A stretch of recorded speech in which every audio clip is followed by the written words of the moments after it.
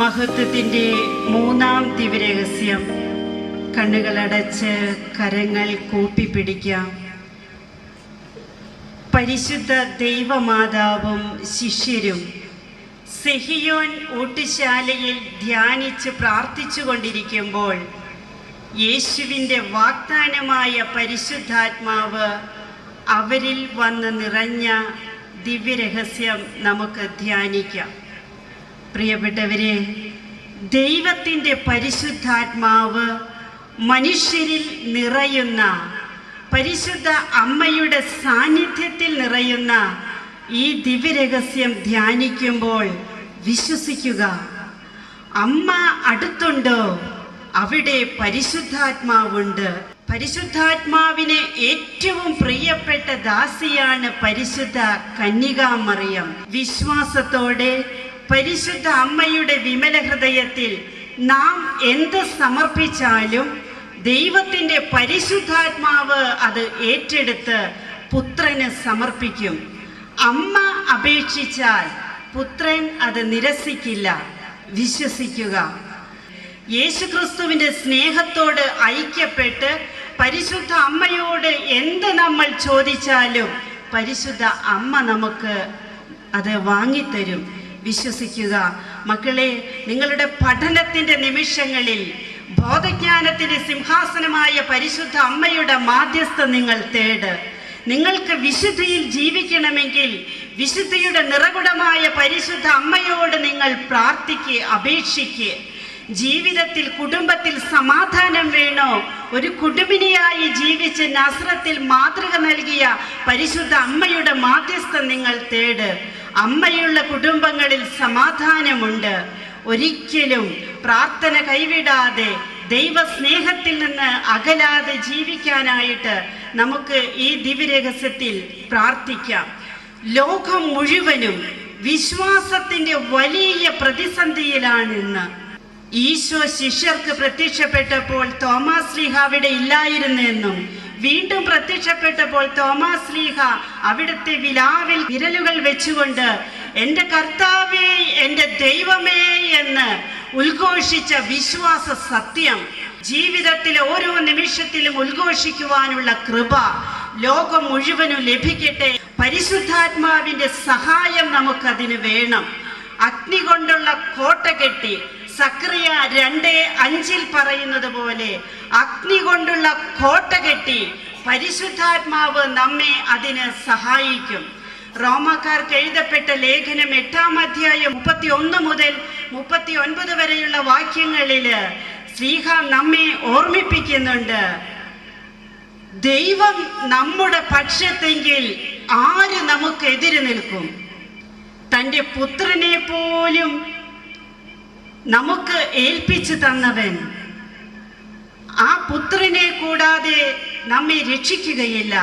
ആ പുത്രൻ സ്വമേധയ നമുക്ക് നൽകപ്പെട്ടതല്ല, പിതാവിൻ്റെ ഹിതമാണത്. തൻ്റെ പുത്രനെ പോലും ഒഴിവാക്കാതെ അവൻ നമുക്ക് തൻ്റെ പുത്രനെ ഏൽപ്പിച്ചു തന്നപ്പോൾ അവനോടൊപ്പം സർവ്വതും നമുക്ക് ദാനമായി നൽകാതിരിക്കുമോ? ആരാണ് കർത്താവ് തിരഞ്ഞെടുത്തവരിൽ കുറ്റം ആരോപിക്കുക? നീതീകരിക്കുന്നവൻ ദൈവമാണ്. ആര് ശിക്ഷ വിധിക്കും? മരിച്ചവനെങ്കിലും ഉദ്ധിതനും പിതാവായ ദൈവത്തിന്റെ വലതുഭാഗത്തിരുന്ന് നമുക്ക് വേണ്ടി മാധ്യസ്ഥം വഹിക്കുന്നവനുമായ യേശു ക്രിസ്തു തന്നെ. ഈ യേശു ക്രിസ്തുവിന്റെ സ്നേഹത്തിൽ നിന്ന് ആര് നമ്മെ വേർപെടുത്തും?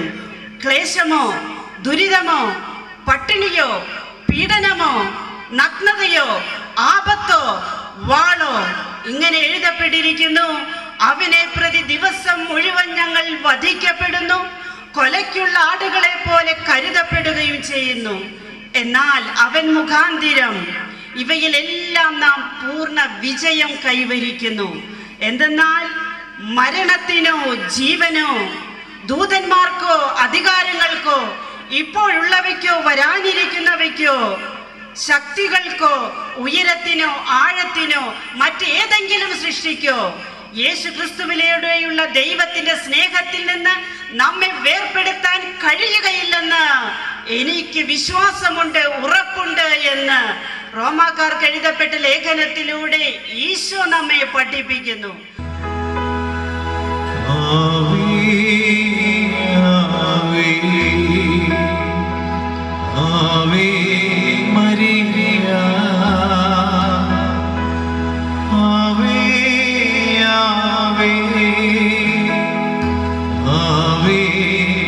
മരിയ.